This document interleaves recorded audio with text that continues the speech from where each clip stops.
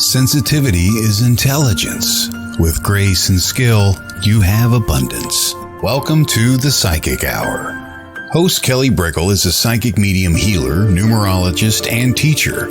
Her passions are learning about the soul and energy.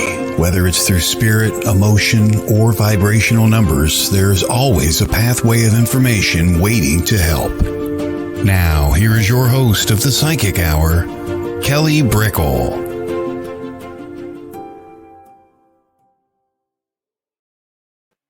Hi everybody, welcome to the Psychic Hour on WLTKDB, Let's Talk Radio.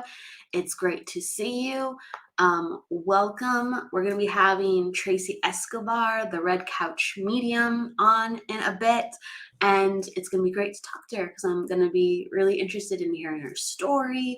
And so, gosh, what a week, right? We're always working, we're always improving, we're always living life, and life throws you curveballs sometimes, and you just got to go with the flow. You know, some of us go kicking and screaming with the flow, some of us smile through the flow, others are saying expletives through the flow.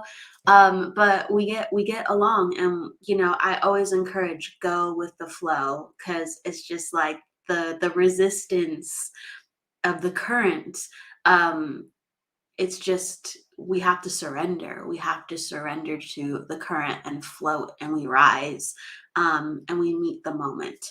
So I'm up north, and we're fixing a house, and we're helping family, and so we're just going with the flow as we do it. The theme of the day, the theme of the week, really, with what I wanted to provide with some insight is, you know, I talk about a lot following the trail, following the breadcrumb trail that spirit leads. And sometimes that's not easy because we're always like, you know, we're always learning about signs and how to see them, how to work with them. And we ask for them constantly, especially, you know, if we're praying, we're meditating, we're on the spiritual path, because there's answers and signs all around us. Always. There's so many pathways of communication. I really feel like we're never alone, and we can always reach out to multiple sources. Like, think about it: friends, family, spirit, if you could also consider that friend and family as well in a different vehicle. We have then other beings, right? We have other beings, or, you know, the universe. Just there's so many different facets of what friendship, family, and unity can be to make us feel like, wow, I have the missing piece of the puzzle now, or I have that breadcrumb that keeps me going. And, you know, I didn't have enough to sustain myself. Like, my battery wasn't full just myself, but that unity or that additional help, whether it comes from something unexpected or a great friend or a great resource or spirit, it always gives you that extra and more. And so some of my favorite ways to follow the breadcrumbs are to I write down little reminders for myself constantly. Sometimes I don't always remember to, and they float around in my head, and I go, oh gosh, that would have helped, right? But I always like make these little notes. So I have like post-its kind of everywhere, especially in my office. And it used to be like throughout my whole entire home, I would just have like post-its or like pieces of paper, because I'd have like all these ideas, and it would either be, you know, a creative inspiration idea or something with like to improve health or like a reminder with a friend. It would be everything that you would imagine. It would just be idea, even like an insightful post, right? Or journaling, but all these little ideas. And I would find as I collect them, no matter kind of what I went through in life, whether I was like, wow, was I able to accomplish this? Or what was I able to do? Or I'm not sure if I have that next piece. All I'd have to look is back at are those little reminders. And I go, wow, I've already accomplished like all these things that I kind of wouldn't have had recollection of unless I went back and looked. Or I have all these notes of these wonderful ideas and these wonderful reminders. That's the next step forward. So whether it's, yes, life is kind of crazy and spontaneous and you're having like these little ideas and help along the way, or whether it's just like that next moment. Um, for me, the trail of those breadcrumbs really help me in writing, but writing has always been my friend. Like writing has always been a source for channeling, clarity, a source of meditation, and everyone has that in different ways. Like I used to use dreams a lot. I've been using them a little bit more lately, I found. But we go in waves of how we work with inspiration, spirit, intuition, how we have help within our lives. And so I remember when I really was first developing my psychic mediumship, I'd have a ton of dreams. And there would be, clues to what's going on with my friends and family within the dreams. Um, there would be sometimes things that were upcoming for me. And as long as I kind of journaled or remembered to think about it in the morning, kind of like made space to remember and made space to reflect on and made space to train my brain like that, I noticed that received a tremendous amount of help, and I had a tremendous amount of poise and resolve and resiliency because of that, cultivating that space.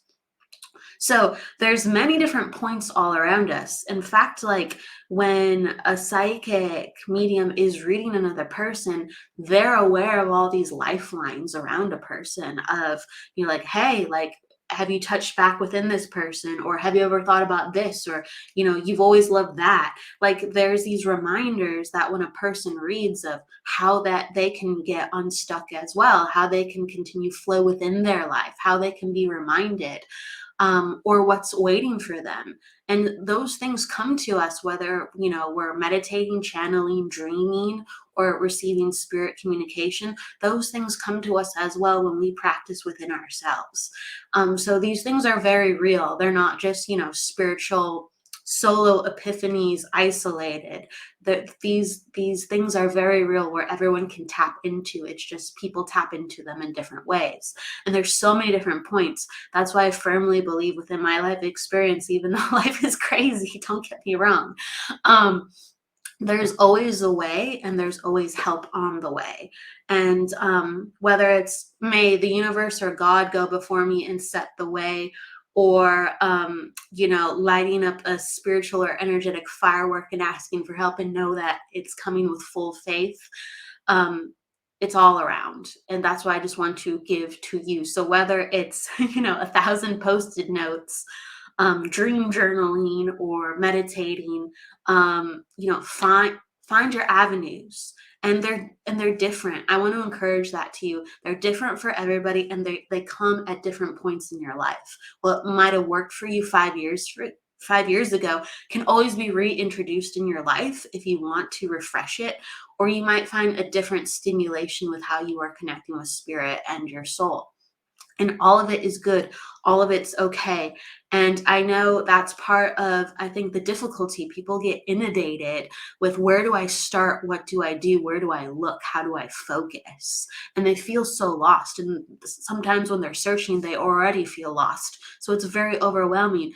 But honestly, that is a part of the journey, having so much faith that even when we feel so lost and it is so dark, that if you just allow yourself to go, I'm going to see what comes next. I'm going to ask for help, what surfaces within the uncertainty. And so many people come when they're developing as students, or when they're trying to find meaning within their life, and they're just like, where do I start? Where do I go? And you have to listen to your soul. You have to listen to what you're pulled to within the moment, or what stimulates you again in the moment, if connected to the past, to just propel things forward, because life always goes forward with us. It really does. So it's just a matter of being present in the moment so we can activate that with flow rather than resistance. So I just want to give that to you, more of the spiritual breadcrumbs. That's one of my favorite topics in many forms. And I'm really excited to have Tracey come on and talk with her. And we will have her on in a moment. So please, if you have any questions, I always let people know, pop down your questions. We will get to them towards kind of the middle end of the show. And then that's a way to have your, questions about spirit answered. And it's not readings, it's more about like Tracey's life or what we're talking about within the topic. So you can have personal insight with, what you're going through on your own spiritual journey. So pop them down. We're going to talk to you and we'll bring Tracey in. We will see you in a few.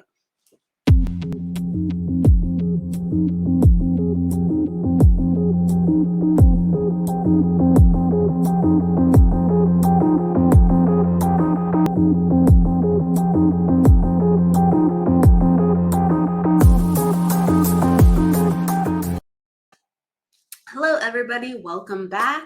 And I want to bring Tracey in. Hello. Hi, Tracey. Hello. Thanks for having me. Hi. Welcome. I want to introduce you to everybody. So, Tracey Escobar, the Red Couch Medium.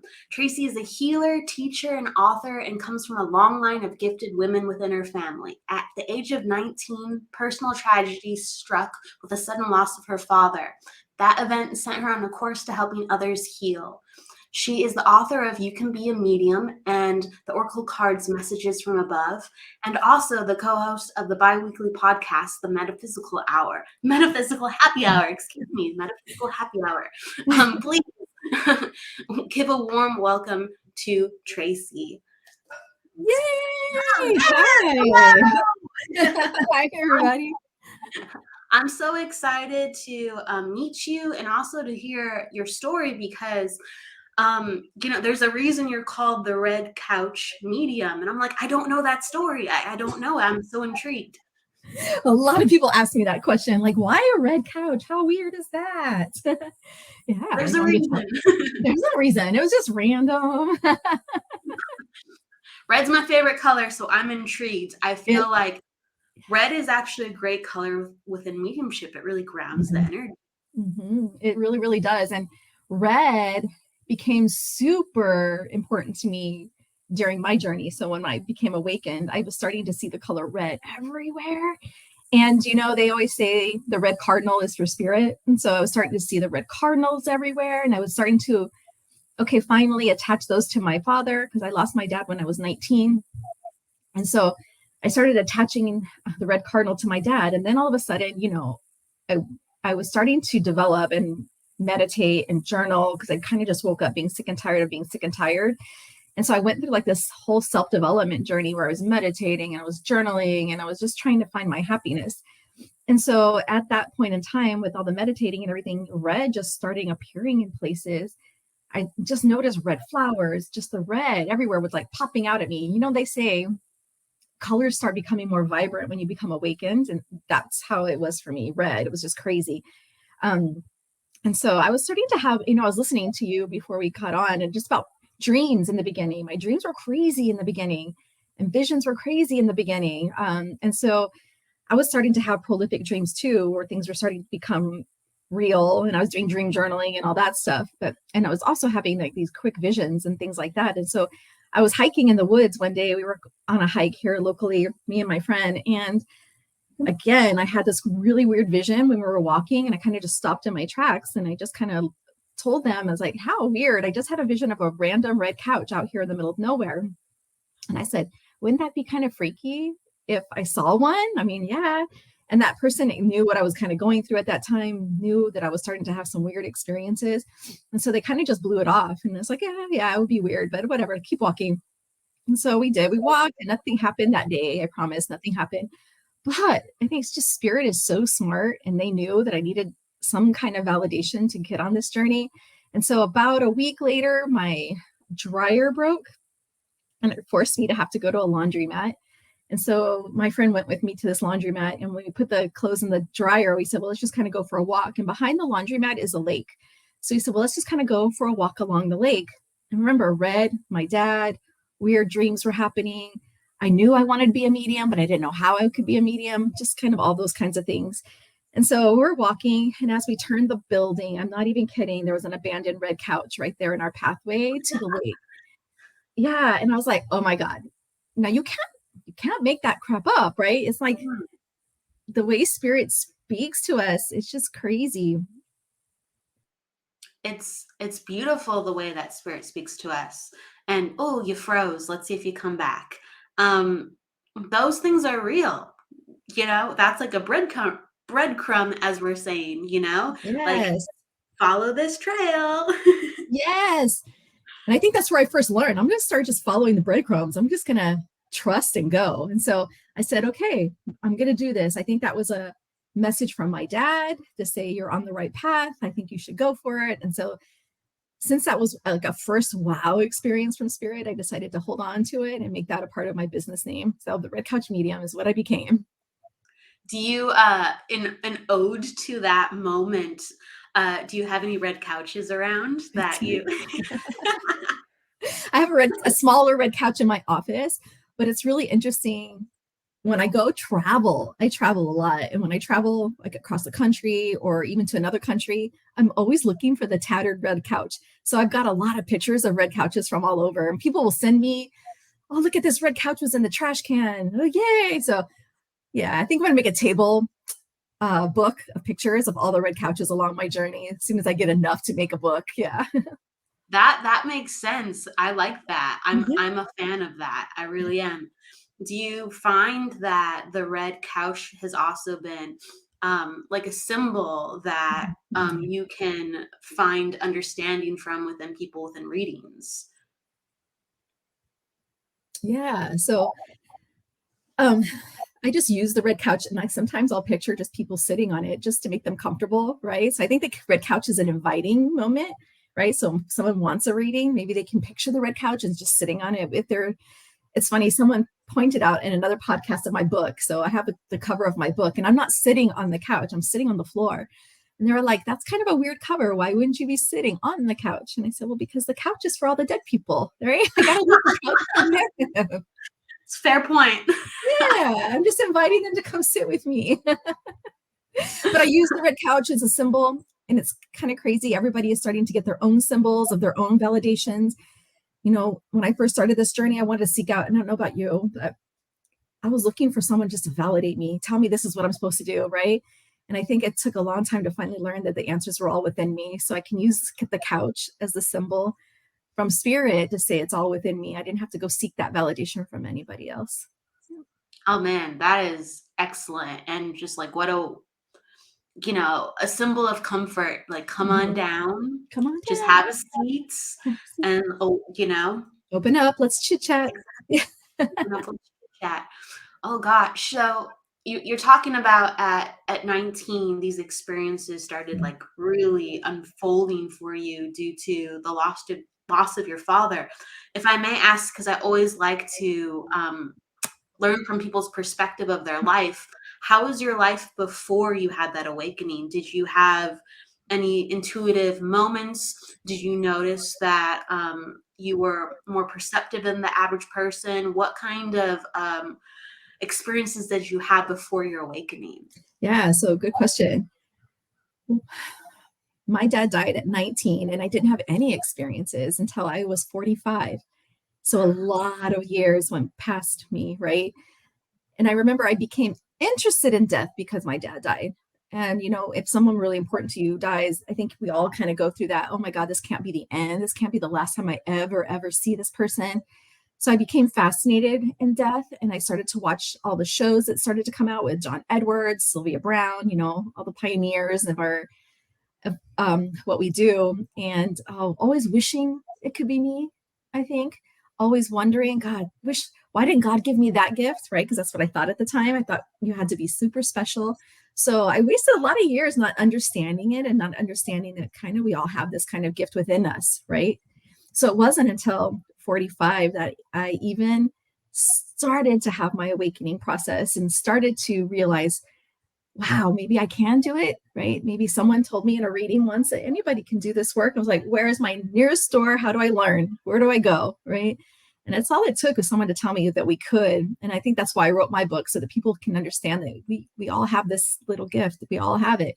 So no, I didn't have any experience as a child. My first experience, probably I did some practice sessions at some training classes, but my real first memorable experience was at Arthur Findlay College in London, England. That was probably my first, oh my God, did I just talk to somebody who's dead? I think I did. And I got super excited. And I was like, oh my God, I can do this. So that was my first one, was over in Arthur Findlay.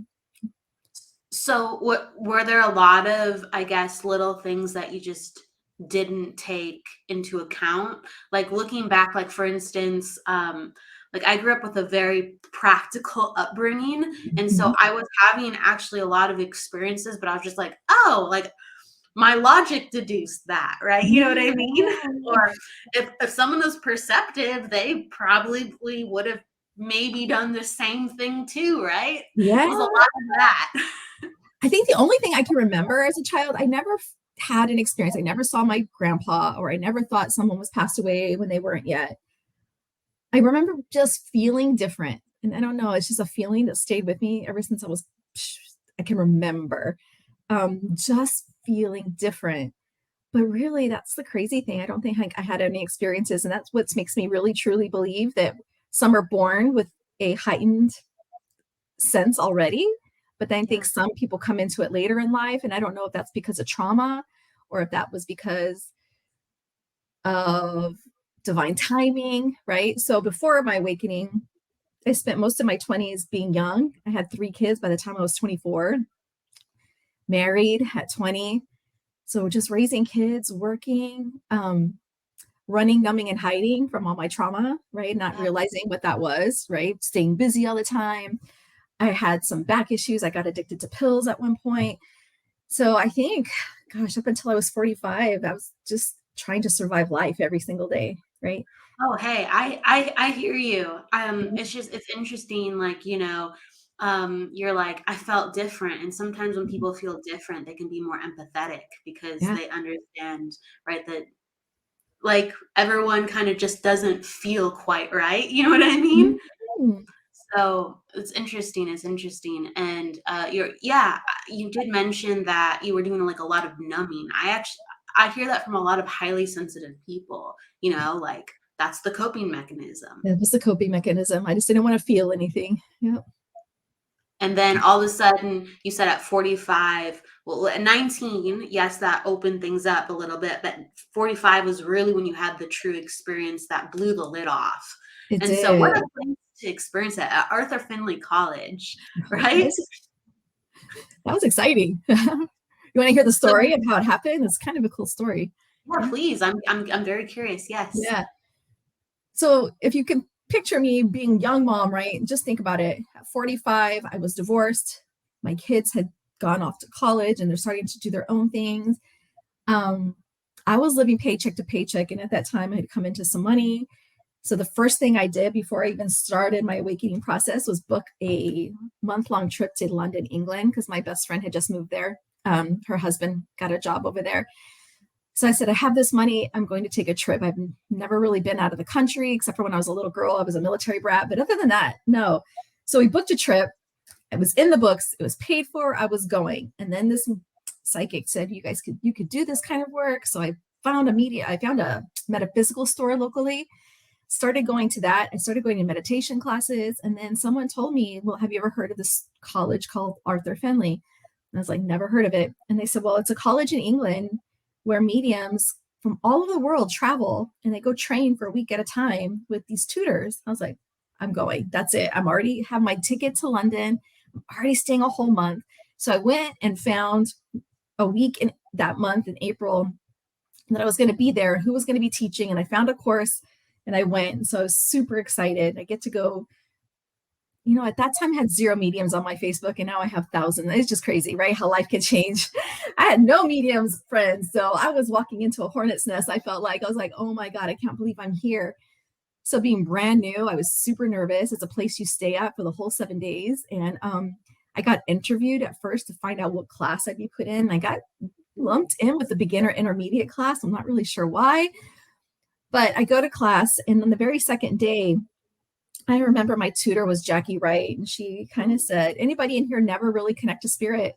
And I raised my hand at the time because at that time I didn't know. If you don't know and if you don't have training, you don't know what's happening, right? Or you don't know what to think or feel. Or I always thought that spirit was right here talking to people in full sentences and it was easy, right? Had no idea. And so she said, well, I want you to come up in the front of the class. And I thought I was just going to get a free reading out of it. And she goes, no, I want you to close your eyes. We're going to do it. I'm like, oh my God. So I'm up in front of 17 other people in class. Never done it before. And she says, close your eyes and I'm going to stand right here next to you. And then she starts leading me. And to be 100% honest, Kelly, I thought I was making everything up, right? She goes, who's standing at the doorway? I said, there's a lady standing at the doorway. What does she look like? She's short. She's a little plumper, right? What is she to somebody in this room? She's somebody's mother. How'd she die? She died of stomach cancer. All right. What did she like to do? She liked to make cards. So we kept going on and on. And again, I'm making all this stuff up in my head. At least I thought so, right? And then my tutor goes, okay, I want you to open your eyes. And I want you to look around this room and tell me who this mom belongs to. I was like, you've got to be kidding. Did I tell you I've never done this before? Like my knees are shaking. I'm sweating profusely. But I said, okay, I'm just going to go with it. And so I kind of looked at everybody around the room and I locked eyes with this one lady on my way back. And I said, it's your mom. And the lady said, yeah, that was my mom. I was like, oh my God. And then the tutor goes, I want you to give her a name that would make sense to her. I was like, a name? Me? I've never done this before, right? So I said, okay, Michael. And then the lady looks at me and tears are starting to go down her face. And she goes, that was my husband and he died a month ago. So I was like, okay. So after that moment, I ran up to my room and I said, I am a medium. I am a medium. I am a medium. That was my first real experience where I knew I was connecting to somebody and I knew I could do it. And there you go. And then the rest is history. I just started training from that point on. I spent like 5 years in training, which is another problem with some of us. We want to train until we're perfect. And that never happens, right? We're never going to be perfect, right? But we train and train and train and train and train. And then finally, I think COVID happened. We're forced to slow down. TikTok became super popular. I got on TikTok and it forced me to have to do readings. So I went from maybe 1 or 2 or 3 readings a month to 100. So that's kind of how it was. 100 in a month? 127 one month. It was crazy. That's a huge change. Oh my goodness. Huge. But it forced me out of my comfort zone. It forced me to do it, right? Because we're just so scared at first. Mm-hmm. I want to go back to Arthur Findlay and that story in a second, but I need to wow. So it's like the floodgates opened for you. Yes. I got into some controversy on TikTok with another creator and it made me I'm not blown up because I only have 25,000 followers. That's not a lot for TikTok. But at the time it blew so fast. It got there so fast. Yeah, I was inundated. And I did that probably at that pace for almost a year. Wow. And then I slowed down a little bit and now I've slowed down a lot because I'm just getting burnt out. So it's like 2 days a week, 2 readings a night, and right? Because you get on burnout. At first I didn't want to tell anybody no. And then you start to get to this place where, okay, I need to put some boundaries up because I'm burning out myself. So it's been an interesting experience.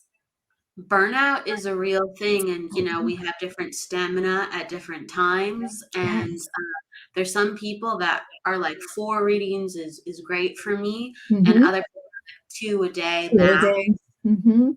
And, right. And I'm a really firm believer of having certain days where there's no spirit focus, because it's like you have to you have to have a spouse or a partner, clean the house, and if your brain is not thinking about that stuff, you're just kind of floating. You still got to be human, right? Yeah, stuff still happens. We still get sick. It's just crazy, right? Yes, exactly. And all that's kind of allocated for, right, when you give yourself a different schedule. It is. And so now I'm trying to figure out, okay, I shouldn't probably be booking out months at a time because I never know what's going to happen in that month, how it's going to feel in that month, right? So I'm still trying to figure out scheduling and what works best for me, but it's been a really good ride. Yeah. For sure. Disclaimers going forward, after a certain time, there will be a check-in, right? Because 3 months in advance, you're completely change. You're absolutely right. It's amazing. People who are booked a year in advance or 6 months in advance. Wow, right? Yeah, I agree with you. There are ways, but wow. But that's what an avalanche. Wow, what a change of life. That's incredible. So if I may ask, how has your life changed from I guess, putting yourself out there to fully embracing, the call and people, being ready to say, Mhm. hey, okay, like, I want a reading and you can do this if you want it every day of the week. How has your life changed to accommodate this? How has your energy changed? Yeah. What do you know that you didn't know before? Yeah. So I feel like I finally got my purpose, right? So there's that energy behind, oh, this is what I'm doing. This is what I like to do. I'm getting some momentum behind it. Because I'm a big believer in flowing. And if it's meant to be, the universe will put you there, right? And they'll get you there. So kind of just learning to surrender. My confidence is so much better since doing this work. Just me. I'm just better as a person, right? And Yes. continually trying to grow and trying to learn and trying to just be a better human. So I think that's helped. Um, from a time standpoint, I mean, it works for me. I'm dating and he never gets home until late at night. So I'm able to do a couple of readings and I cut my time off at a certain time every night and I won't do it past that so I can have balance, right? Because I think it's important to have work-life balance. Yes. Travel. I try to travel every chance that I get, and that's my downtime and recharge time. Yeah, for sure. But I'm doing what I love. Now, the time is going to come soon enough, or maybe I can't do my full-time job anymore and this because they're starting to overlap a little bit, right? So then there'll be some more decisions to be made when that time comes, when it's time to quit the corporate job. Right now, it's working okay. Right now it's all coming together as needed until the next big change. But that's coming. That's Gosh, coming. I feel it squeezing me too, and I know it's coming. Yeah. there's a lot of red energy behind that, let me tell you. uh, are you doing it full time? Yes, Yeah. I love it. Yeah. Yes, yeah, and I agree with you. It makes me a happier person. It makes me Yeah. feel connected, and everything that you say, I can Mhm. agree with. When you find your purpose and you find what makes you happy, you feel those feelings, and you really change as a person. You I do. do. I've got more creativity, like creating stuff and more ideas, more things flowing through me. So I don't know, it just makes me a better person altogether. Yeah. Can't wait. I am an advocate. People just go on the path and see what happens. Find Um, the magic. There's magic out there. Yeah. Yes. going speaking of magic in Arthur Findlay College, okay, so after that first initial like, whoa, like you talked about like I'm saying like a lot. You talked about with so much specificity, the stomach cancer and Michael and that were you like, whoa, I did that. Yes. I did that. I know. And then I wonder why later, how come some aren't as good as those, right? It's not always easy. There's a reason, there really is. You never know There what you're is. gonna do. I'm a big believer in the beginning, spirit talks loud and proud because they want to get you Yes. on there. Don't you believe that? Oh yes. I'm a firm believer of they have to use more. They're using more energy to get your attention in the beginning, and then after you realize to work with them, they don't have to use the same amount of energy, and you start actually working more to meet them in the middle, and so your Mhm. experience is actually quite different. It is Yeah. different. Yeah. I try to tell people, they're like, are your gifts getting so much better? I was like, it's just weird. In the beginning, the clairvoyance was more there, right? And then they took it away. I'm like, whoa. And then I had to do everything just off of a knowing. So it's been, me and spirit have had a ride, right? Because they'll take something away from me and then they'll give it back to me once I get the other part. So it's just, they're always teaching. And I like to tell my new students that don't worry, it's going to go away, but it'll come back. They're just trying to get you to develop. So that's why development is so important to me. It's a very humbling experience because in other jobs, you just gain more experience, you gain more skill and grow. And this happens in this work too, but a lot of times it feels very discombobulating because what we expect is not necessarily there.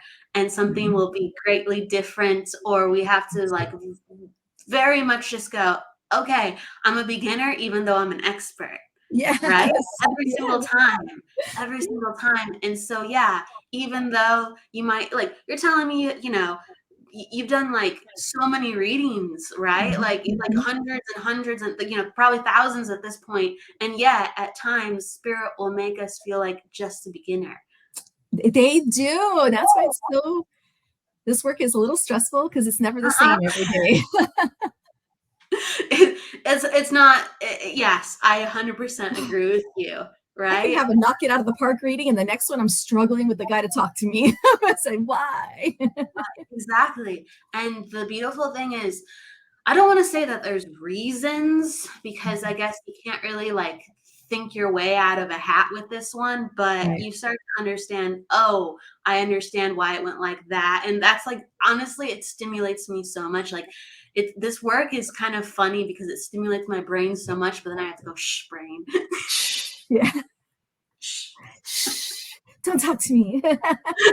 Yeah, yeah. I just like I can't think about it that way while I'm doing it. But Yeah. Yeah. gosh, I mean, like again, it's just like if philosophically I could talk for a billion years on why this happened or how I believe, and it's just so fun to me. It's so fun to me. So I want to ask you too. So after Arthur Findlay College, Yeah. you're like, I'm a medium. I'm a medium. I know that you studied with Lisa Williams and Colby Rebel. How did you find them, and what led you to them? It's crazy. Again, spirit will lead you to your teachers. I just feel like they do. I was on Facebook, and this lady from LA who came from Jersey, really hard nosed, righty, hardcore, pops up on my Facebook with her little, I don't know. I don't know if it was Coffee with Colby back then, but it was like a little 10-minute talk every morning. And she had just released her first book. And she just got me with her red lipstick. And I just started watching. I'm like, that's the kind of teacher I need, right? And I'm in Texas, so I was just watching her on Facebook, and it's just so weird how that happened. I think it's 2016, and where me and Colby are today. It's just a fascinating thing. So I found her on Facebook, and I decided to take an online class with her. She had studied with Lisa Williams, and she was a master teacher with Lisa Williams. And so at that moment, she was promoting her Lisa Williams master teacher seminar that was coming up. Yes. And I just said, okay, I'm going to do it. And at that time, it was just psychic, which forced me to have to do that class twice to do the mediumship one. But anyway, I did the psychic one first. I was like, oh my God. So I did. I flew to LA and I met Colby. I did the whole workshop. I passed. I became certified psychic under Lisa Williams. And then I just started taking one-on-one stuff with Colby. Every time Colby would have a class, I'd fly out to LA and I took it, and we just developed our relationship further. And then when the mediumship came up, I did that to get certified. And then I became a certified psychic medium with Lisa Williams. But that's how that whole process started. I just happened to stumble across her on Facebook. And then she's been an instrumental part of my life. She wrote my foreword in my book for me. Colby did. So like it's become this, she's been one of the greatest mentors I've had. Yeah, she's been an amazing influence. I mean, yeah, talk about a beautiful evolution because I remember seeing that Colby actually went out to Texas. So you've done things in LA and Texas together, and that's just, that's full Yeah, immersion. You're doing it. it's like the student has become the colleague. That's what it has, right? I finally am leveling up. I'm getting to where, yeah, we're doing things together. She's been out to Dallas twice. We were going to do another one this month, but we had the World Series at the same time and just things weren't panning out. So we're going to do it at the beginning of next year. We'll figure out another time and place to do it. But yeah, I love getting together with her. We have so much fun when we do it. And it's been evolution, right? Yeah. From the beginner getting yelled at and not doing anything right to getting her confidence, right? I think she had to tear my confidence down to rebuild it back up, right? But the best teachers see that in you. Colby is very passionate, and Very. like I think like you have to have a strong will for this work. You really do, and you have to have thick skin. And I think Colby goes, "Hey, this is what's gonna take. Let me help you." And for people who can see that, there's a lot of wealth there. Yeah, there is. And you do have to have thick skin because this work's not easy, right? And so that's the one thing she doesn't do. She doesn't baby you. She'll tell you when you're doing it wrong. I've left her class crying many, many times, but I always came back, right? I think that's the biggest thing. Come, as long as you keep coming back. So I tell people mediumship has been the hardest thing I've ever done with the most rewarding experiences I've ever had. And that's just basically what it's done. Yeah. Yes, I can. Yeah, I think, well, very well said. Yes. Yes. Um, so gosh, okay. Like I feel like your life has been like lightning speed. So, because you said it opened up at 45, but then you are demonstrating with some of Mhm. like the pioneers, like, like producing in UK and Yes. United States, and you have a book and you have a podcast. So what was the next step to get you to the book? You can be a medium. Yeah. So I think it was at that point in my career where it's now we're talking about, okay, how do we expand? How do we go further? Right? How do we help more people in different ways? And 2019 was a rough year for me. It was a strip away year, I guess. People were taken from me out of my lives. People were moved from my lives. I lost a dog. I lost a best friend. I lost a boyfriend of 14, 15 years. I lost a daughter with relationship issues. Like, just if 2019 beat me up. So I decided I needed to get away and I needed to go heal and I needed to just write. And I felt like writing my story would help me do some healing and see where I came from and where I'm going and just kind of see where I've come from in the last, at that time it was 5 years. Now we're on year 6, but that's what I did. I went to Belize Oh, wow. You really do and I travel. wrote. You went to, yeah, I was saying like, wow, that's so cool. I've never been to Belize. And I'm like, wow, you really are a traveler. So you just wrote and wrote and wrote. And so did you write that whole book in Belize? Like, how did that? Oh, it's No, frozen. Oh, you're back. I'm Okay, back. here we Yeah, go. that's another thing. Getting It's like podcast it's like ready. 2019, you're back. Yeah. um, yeah. So yeah, I went to Belize for 30 days by myself. I started writing. I was taking a class with Thomas John on writing your authentic story. I outlined my book. I got it to where like the bones were there. And then it took a year and a half to create after that, after I came back. So I started it there and then we just finished it like, gosh, August of this year. And then, yeah, we launched it. But I wanted to put something out there because I just felt if I would have known back when I was 19 that anybody could do this work, I probably would have changed my life back then. Or if I would have known, right, what to look for, then maybe I would have had a relationship with my dad way sooner. I mean, people are lucky nowadays because they have the internet and the internet has come so far. There's so much more information. But back when we were going, like when I was 19, there was no internet, right? So we had no knowledge of stuff. So I really wrote the book to educate people. Like anybody could do this. Here's my story. I wrote it also, and I gave all the details of my beginning life so that people could relate. I'm human. I made mistakes. I've been through some stuff, and yet I can still do this work as a gift from God, right? We're not bad people. We just have experiences that we go through, right? I wanted to show people how amazing it can be to heal and have the life you've always wanted on the other side of healing. So the book kind of has all that rolled up into one. And so it's been a really good feedback from women. I get a lot of me too when they read it. They go, oh my God, I was reading my own story, or oh my God. And I think that that's beautiful. I want to connect with those women, right? Because, yeah. It's important. I mean, it's the very essence of the book. Yeah, it's important. Yeah. Yeah. It's Oh, it's a win when people are saying me too, and they're yes. like, I needed this, and I can see you. I Yeah. can see myself in you as I In read this. you. Yeah. And I think that's what we did. We got there, right? People could see themselves. They can't see, oh, I had this bad life. I'm too old. I'm 45. I'm 50. No, it's never too late. Never too late to have the life you deserve and want. Never. So time's a funny thing with how we think about it, isn't it? It really is. It really is. And I have a daughter who does this work too. And I'm just so proud of her for learning it early and doing it early and going through some. And she's the one that we're having some relationship issues, but that's okay because she's figuring her out. And if I can't be a part of that process, that's okay because she's healing and she's going through some stuff, but she's figuring it out. And so I'm proud of that because I didn't do mine till later in life. Right. So, yeah. But when she's ready, what an amazing mother, guide, and Mhm. helper as she goes forward. Like, not not too many people have a mom that has experienced and has embraced their life like that. That's Yeah. incredible. Thank you. Thank you. Really, seriously. So Yeah. it's going to be really a blessing to see her, as she It comes will. forth. Once she That gets to that point in her healing that she can. Yeah. and that's I'm just so many blessings. I'm like, well, that's so cool. I love to hear about family members and how they work through this, because you always have people who don't believe or who are interested, and you have people embracing or understanding this work on very different levels. So there's a lot of sometimes sadness and divisiveness or misunderstanding, or there's a lot of sometimes beautiful encouragement, and it's a very different mixed bag for everybody. And it's so mixed in a family dynamic. It's just crazy to me, right? Some people are,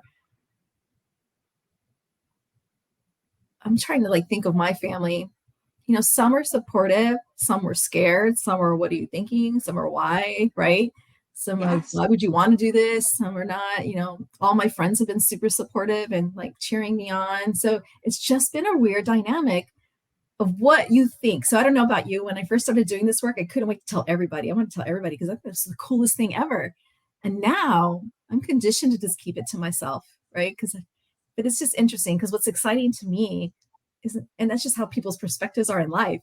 So anytime I'm questioning someone's perspective, I'm like, okay, well, remember, this was exciting to me, but weird to somebody else. I was on a podcast the other day, and he found this just to be the weirdest thing. And why would anybody want to do this work? I'm like, how would you not want to? Like, I can't understand.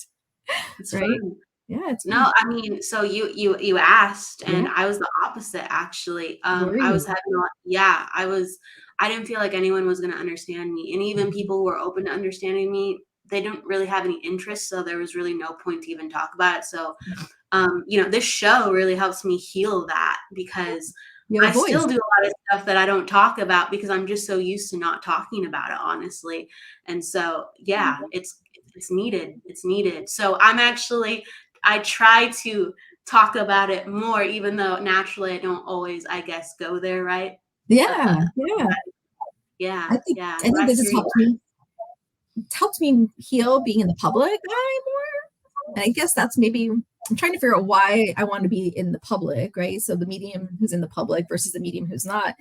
And I think, like we all say, things go back to our childhood, not being seen and heard. This is my way of being seen and heard finally, right? This is how we're Yes. doing it. So everyone has their reasons, and typically goes back to childhood on how we act and react after the fact. But I think it's really interesting that you had the same issue, but you're choosing to heal it in a different way. So I think it's good. We all find our way to heal that inner child in us. Yep.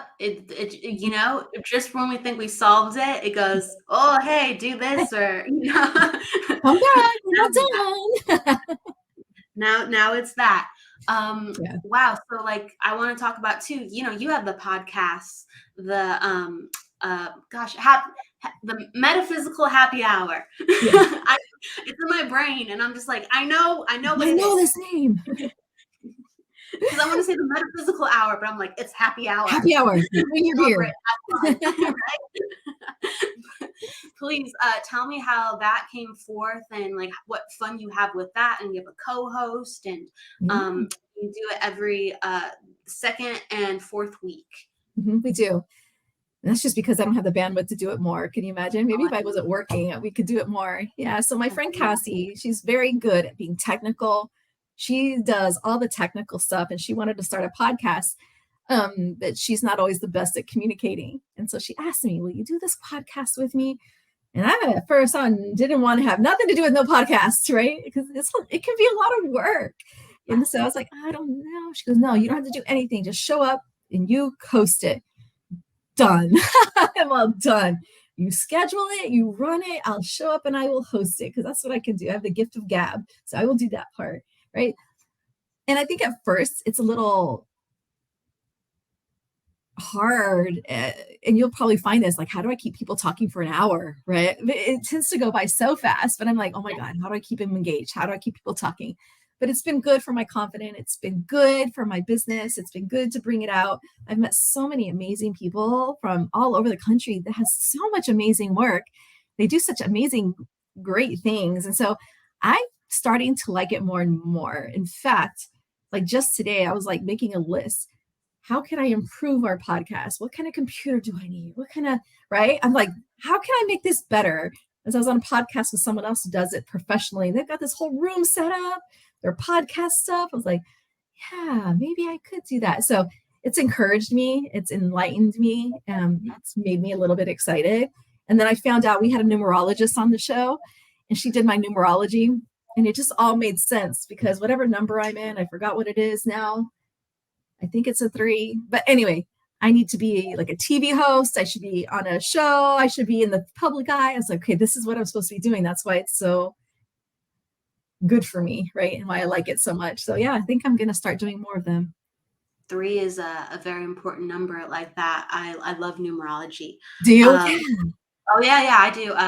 Yeah, that's one of my passions within this work. Absolutely. I'm starting to get into it. I was like, okay, I want to learn because it's really scientific. The thing about me, I'm super analytical. Yeah. Which is why I like evidential mediumship, because I kind of can prove it, right? Yeah. If you give evidence, right? So there's some evidence behind it.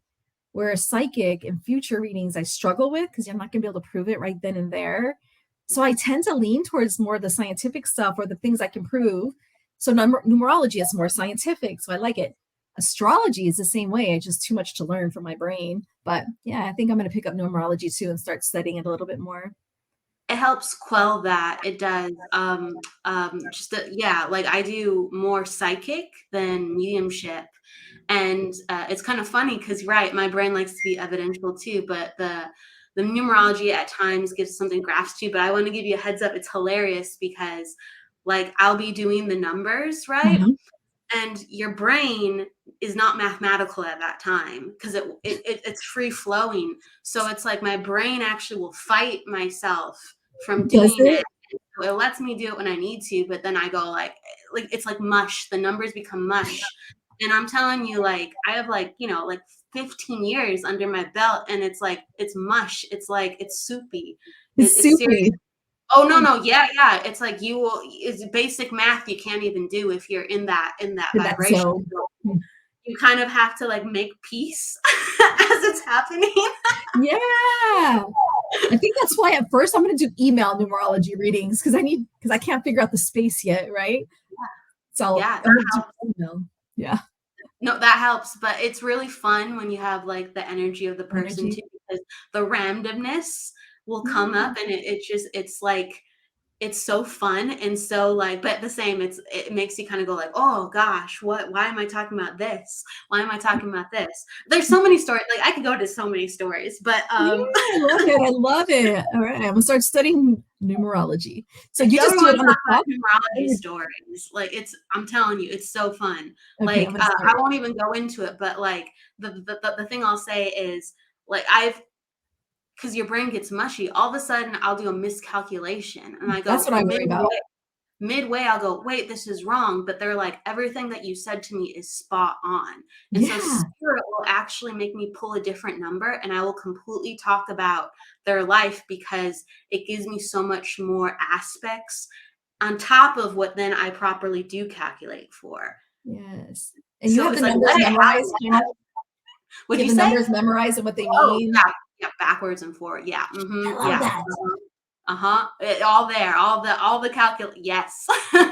Exactly. I need to get to where I'm that good. It's like, I mean, I'm telling you, it's like I have an encyclopedia of stuff, and it's just like it still gets soupy, but that's how my brain works, and maybe yours won't. I pray that is don't do that. Don't turn to mush. It does already. Yeah. I already have the brain that wants to, and you'll notice it. I'm noticing it myself on podcasts. Because when I do readings, I like to look up, and I just start looking. I'm like, Tracey, you're not on a reading. Get back down here. But that's okay. I think that's okay though, because it's like you have to be somewhere else. You have to surrender to being somewhere else. But yes, I understand. You're still on camera. I hear you. I'm like, I think I'm not looking at that. And I even did it yesterday. I had a client meeting. I'm like, I haven't had a client meeting in over 2.5 years. And so I'm sitting in front of her, and my eyes are like going this way because I'm so used to be on Teams or on Zoom where you don't see me. And I'm like, oh my gosh, she's sitting in front of me. Tracey, just look at her. She's going to think you're lying or something because my eyes are everywhere. I think people, it's funny because I think I'm like, I probably look crazy at times, but people find it oddly endearing because they're just like, oh, like it's so strange. It has to be real. You know Has what to I be. mean? I'm like, I'm okay with that. I'm okay with that. I know. It's part of the okay, this person's not just talking with me, right?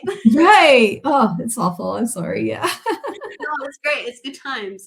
Talk to me about the Metaphysical Happy Hour. Yeah. So we got together for the show, and she books all of her clients, but they all have a metaphysical twist to it. They all do something. So I've learned just so much. And so we do like a little 5 minute, what do we call it? Just read their bio, introduce them. Then I usually will interview them, right? I'll have a list of questions and we'll get them to be interviewed because most of our listeners don't do this for a living. So they're just they're learning, right? They're listening to learn. And then probably about 40 minutes till the top of the hour, we'll do little card pulls. So all three of us will just pull cards for people. And that gets the audience on YouTube. We're on YouTube and Facebook and TikTok, gets them all engaged. And so we'll do card pullings and things like that. So we've been doing it about a year and a half now. And it's going really well. We're finally getting some named people. Thomas John came on our show not too long ago. Colby's come on our show. And we're starting to get the guts to ask people, grow, right? You got it. Guts to ask is the biggest part, right? Do you have the guts to ask? The worst thing is no. The worst thing is no, right? And that's not That's that bad. That's it. And I tell people, I know we're not doing you a favor because we don't have tons and tons and tons of followers, but you'd be doing me a really big favor by letting us interview you. Honestly, I think correct. There's there's so many different types of platforms and formats, but someone's gonna see their interview, and that's a book sale, that's an entry, they're gonna tell their friends, it's honestly, it's worth its weight in gold, even though it's just a platform that's still building, you know what I mean? Yeah, no, it is. And it's been super interesting for me ever since I wrote the book. I've been on Podmatch and trying to get on podcasts. So I'm learning, right? It's been an interesting process to learn all the podcasts that are out there. So many people listening to podcasts, doing podcasts. It's been an interesting learning curve for me, for sure. It is. It is. But I do really feel like even though there's been a surge of podcasts, there's so many niches, right? Niches, yes. And I've always it's funny, and I don't know if you feel like this in Texas too, but in LA or Orange County, there's so many intuitive people here, and because you think about California, and it's it's just hey dude, and laid back and or open minds, right? So there's a lot of people who actually do this work and do it actually quite well, and there's always enough, there's always so many people that it's just even though there's a billion podcasts, your people will find you. They will right? find you. Yes. It's kind of okay, just let it ride out. Flow, right? Flow. We've got people who come on every single time. I'm like, Jesus, we have fans. Yeah. I'm excited. Just like you have a fan, Kevin. Hi, Kevin. Yes. Hey, Kevin. Thanks for the shout out. Appreciate it. That's right. Yeah. And I'm what is the next step? I always like to ask, what is the next step? Because you have just been envisioning so much for your life and creating it, or please tell me about what you're falling in love with right now and what you're working on right now. Yeah. So I think next steps, building my mentorship. Well, I have a mentorship. So getting back into teaching again. I think I got so burnt out that I stopped last year teaching. So maybe getting back into teaching. Next year is about exposure. So I want to travel more. I'm going to Virginia in December. It would be my first time serving a spiritualist church, the Memorial Spiritualist Church in Norfolk, Virginia. I'll be there for 3 days. So finding people, finding places to go visit, and just expanding into other areas of the country. I think that's my mission for next year, promoting the book and getting that out there. Oh, he's really enjoying the show. Yay. So yeah, just the book was a big one and finishing it finally. So I think I'll spend next year just traveling, promoting, expanding. That's kind of the next thing for me. And then maybe teaching. Mm-hmm.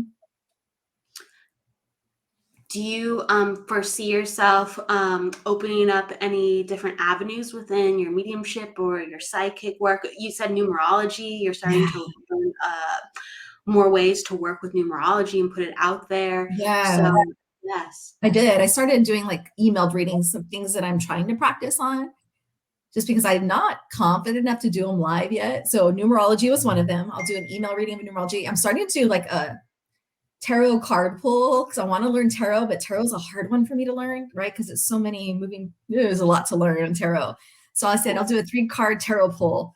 So I'm starting to learn little things more on the psychic level. My mediumship, I feel I'm good. I just probably need to do more gallery readings. That's probably something I'll be doing a lot more of, just to feel more comfortable. I'm really confident now in my one-on-ones, so I'm really good there. It's the gallery and the dems that I'm not as confident in. And so maybe expanding more that way will be next year as well. Now that people got used to Zoom, I think that's really good. Or they got used to online stuff, where before people didn't like to go online because they didn't think it worked for this kind of work. But I think more and more people are doing stuff online. So I can have more reach, I think. So yeah, just figuring out what works to expand and grow. There's so much, right? There's so much with the platforms that we use, and Yeah. they all work the same, but they're all a little different. So I hear you. I'm always like, dabbling too. If you ever like, so every Friday we do live numerology readings. So if you ever want to Can I come come, play and practice? yeah, if you ever want to come play, seriously. Yes, let me know. Message me. For real, yes, please. The doors are open to the playhouse, and it's super fun. Is it And fun? yeah, it's like like a psychic reading, like Yeah. on email versus like live. The energy is just like it dances, right? So Yeah. we both dance. Don't get me wrong, but it's super fun. And I then want to watch sometimes it. I want to watch someone do a live numerology reading. I think that's interesting. Yeah. it's like whether it's the comments or sometimes we have people come live on the screen, so it's like split Yeah. screen. Oh, And yeah. so it's really fun. It's a lot of fun. Um, so I want to ask too as well, do you see yourself actually writing more books? Now that I got the first one out of the way, the first one was the hardest one. If you talk to most authors, they say never again. That's probably what I said after the first one. I'm like, never again. That was a project, right? Yeah, it's a lot. It's a lot. I mean, Yes. like you just, I mean, this year you've produced a baby, right? Yes, it's a baby, right? Yeah, but I do have some ideas for more. The hardest part of about writing a book, I can have a concept, but how Oh, we're gonna get you back. We're gonna get you back. am I Oh, you're back? back. Yes, you're Yeah. back. I always have difficulties with StreamYard. And I even used a different computer this time, hoping it would eliminate that. So I got to figure out what's going on. Yes, yes. There's so many like, woof, what is technology, right? Technology doesn't always like us energy people, not all the time. But yeah, I do have another book in mind, just trying to figure out how it's going to expand to 250 pages. But yeah, I think I have the bug. I think once you write your first one, there's a little bug, right? Because now you know how it works. And you're like, okay, this one's going to be faster. I'm going to write it in 2 months instead of a year and a half. Yeah, it feels like more is in the canon, ready to go. Yeah. But I mean, you said it's interesting. You're like, oh, like I have to. How do I form this concept? Well, I mean, my goodness, like you birthed. You can be a medium, and it just was. Even though I think, like on the outside, it seems like a book is effortless. Can you like talk about kind of what you had to get to produce that book? Yes, it's not effortless, that's for sure. Putting everything in an outline that makes sense was really hard, like pulling everything together. You have all this stuff and you're going to try to write a book, and then you figure out when you try that's probably 3 different books, right? So really scaling down and really trying to figure out who my audience is, what the message is going to be, and coming up with a way to write it where it makes sense. That was pretty difficult. And then it was really difficult to rehash my childhood and rehash some of that hurtful stuff.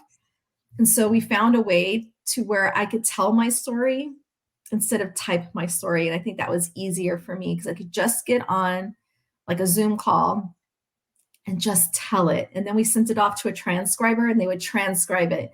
And then we got it back. And then I could go in there and manipulate it more. But it got me through the whole writing process up through the trauma, because that was the difficult part, writing through the trauma, right? Writing about mediumship, that's all in me, right? I can do that. It was getting past the blocks in my heart to write about the trauma. That was a lot, right?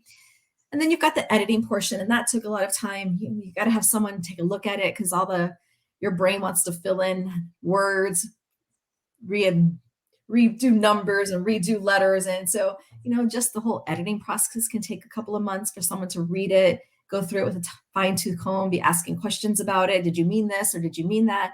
So yeah, it's all encompassed, especially if you want to do it right. And for me, that was the most important thing. If I'm going to publish and put something out there, I have to have it done right. And not everybody is a perfectionist like I was. Like, some people just put it out there and not worry about it. But I didn't want one person coming back to me saying I forgot a comma or I didn't spell this right? So that was super important to me. So I hired an editor.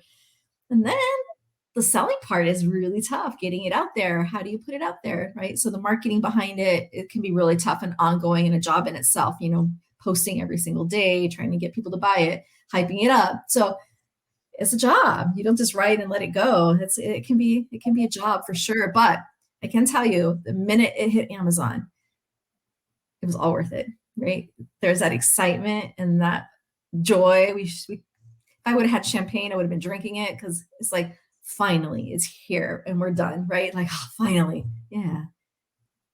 Chris is talking about been thinking about writing a book for a while, and it's nice to hear success stories since getting started seems so overwhelming. It's very overwhelming. Like I said, you're trying to come up and organize it in your thoughts in your head. What I would suggest you do, start writing an outline, right? And putting things in the outline and crossing things out and say, no, it'd probably be better talked about here. Just when you think about the whole picture, it feels so big, but just start with an outline.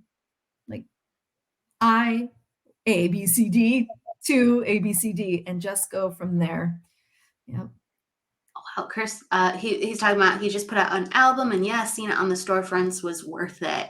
So worth it. So worth it. Like, it just gets really exciting. And then we had to work to become number one, because you go publish, and then you work really hard to get at least a number one on Amazon, because then you can it's like a bragging rights kind of thing. So every day it's like contest, watching it. Did it hit number one today? Did it hit number one? Getting all your friends, please go buy. We got to hit number one. So it can be exciting. And then when it finally hits number one, it's just another high that you're on, and you're writing another high for a couple of days. So there's a lot of highs and lows to writing a book, but there's some of the highs are the greatest ones ever. Congratulations. Yeah. With Chris and his album. That's awesome. Yeah, and then with, you mentioned that, oh my gosh, my brain, all of a sudden, like, my brain does a little somersault. Yeah, I was somewhere, and then all of a sudden I'm right. Oh, that's what I wanted to ask. Speaking of being somewhere, like within your mediumship. So when you are, compiling a book, and you're healing, and you're pouring your soul into it, and you're reviewing your life, I would imagine that your mediumship and your psychic just grow. It did. It really, really did. And I wasn't even thinking about that, but once the book I was done with my part, and then we left, and I spent 3 weeks in Costa Rica after my part was all done. And I swear I came back from that trip, like, heightened awareness, heightened change, like everything because I jumped from one and went right to vacation, right to zoning out. And yes. And I came back and just telling people something changed. I feel like it got heightened because I got deep and I let stuff go, and I've been healing still more, right? But you're right. I think it did. And I wasn't even expecting that part. There's so much going in within the soul within that, just like it had to been lightning afterwards. If I may to ask, where can people find you if they want to contact you, or do you have anything coming up where they can be a part of if they want to get a reading from you or another kind of service? Yeah. So right now I only have one more in-person thing coming up, and that's in Virginia, December 9th, 10th, and 11th. I'll be in Norfolk, Virginia at the Memorial Spiritualist Church. Other than that, I'm just doing readings until the end of the year, and then we'll start over next year traveling and going out to places again. But you can find me on Facebook, The Red Couch Medium, Instagram, The Red Couch Medium, TikTok, The Red Couch Medium. And I do have a website where you can book a reading. You can buy a book. You can go on Amazon and buy my book too, but it's theredcouchmedium.com. Everything's Red Couch Medium.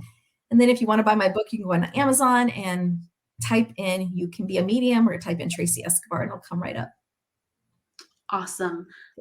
Yes, I always, as we're closing the show, I always give the guests like a final word if they want to share an inspiration, whether it's something, off the cuff or something they truly believe in. So what would you like to leave people? I want to tell you guys this one affirmation that I got when I was sick and tired of being sick and tired, and I was laying in bed and I just heard this. And this is kind of what changed everything because I went and wrote it on my bathroom mirror. So I want to share it with you guys because literally you're one choice away from living the best life you can live. I'm telling you. And this affirmation that was given to me was you are meant to be greater than you are. So I want to pass that on to you guys. You are meant to be greater than you are today, period. So strive to be better, strive to be great. Go through your spiritual awakening, go on your journey, drop the excuses and then just go, just do it. Yep. That's it. You're meant to be greater than you are. Just jump and just go for jump. it. Just go. Let it flow. Let it end where it's going to end. Yeah. Thank you so much, Tracey. I appreciate your words of wisdom, and I loved hearing about your story. And now I know about the red couch. Yay! Thank you for having me, Kelly. It's been a great show. Thank you. And thank you everyone who has popped down a hello. Next week, we will be doing our interview series and our reading show. So you can find us on Wednesdays and Fridays. And please, too, as well, we have an event coming up. Lisa Williams is doing an event in Tampa.